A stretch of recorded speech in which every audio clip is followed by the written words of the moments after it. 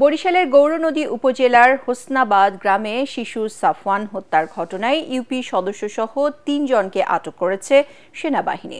দুপুরে হোসনাবাদ গ্রামের নিজ বাড়ি থেকে তাদের আটক করা হয়।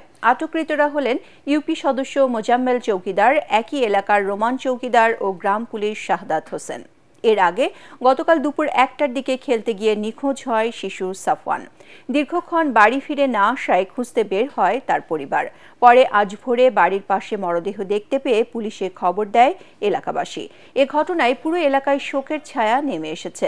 শিশু সাফওয়ান হত্যায় জড়িতদের শাস্তির আওতায় নিয়ে আসার দাবিতে বিক্ষোভ করেন তারা। পরে সেনাবাহিনী ও র্যাব পরিস্থিতি নিয়ন্ত্রণে আনে।